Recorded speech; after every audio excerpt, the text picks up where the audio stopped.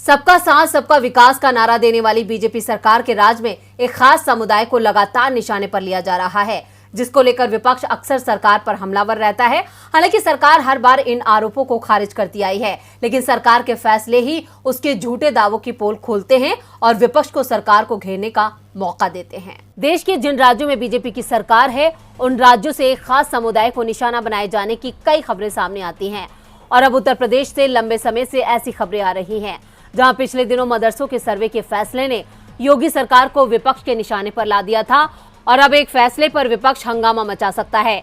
दरअसल योगी सरकार ने वक्फ बोर्ड का 33 साल पुराना शासन आदेश रद्द कर दिया, जिसके बाद अब एक बार फिर विपक्ष को सरकार को घेरने का मौका मिल गया और विपक्ष ने योगी सरकार के खिलाफ मोर्चा खोल दिया। सपा मुखिया और नेता प्रतिपक्ष अखिलेश यादव ने कहा कि सरकार वक्फ की जांच करवाकर मुद्दा भटका रही है, सर्वे के खिलाफ है, सर्वे नहीं होना चाहिए। सरकार आजम खान को फिर फंसा रही है। छापामार मंत्री के लिए क्या गलत कहा, सरकार सिर्फ हिंदू मुस्लिम कर रही है। सिर्फ समाजवादी पार्टी ही नहीं, ऑल इंडिया मजलिसे इत्तेहादुल मुस्लिमीन ने भी योगी सरकार के इस फैसले पर आपत्ति जताई है।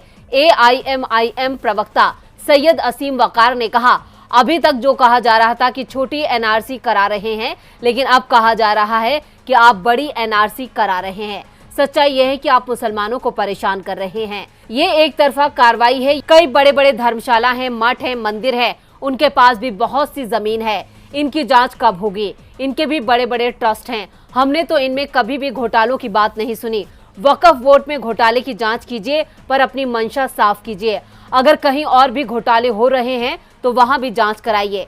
आपको बता दें कि तत्कालीन कांग्रेस सरकार ने 7 अप्रैल 1989 को एक आदेश जारी किया था, जिसमें कहा गया था कि अगर सामान्य संपत्ति बंजर, ऊसर आदि का इस्तेमाल वक्फ कब्रिस्तान, मस्जिद, ईदगाह के रूप में कर रहा है तो उसे वक्फ संपत्ति के रूप में ही दर्ज कर दिया जाए। लेकिन अब योगी सरकार ने इस फैसले को रद्द कर दिया है और सामान्य संपत्ति को प्रक्रिया का पालन न करके राजस्व अभिलेखों में दर्ज कराई गई वक्फ संपत्तियों की जांच और सीमांकन कराने का फैसला लिया है।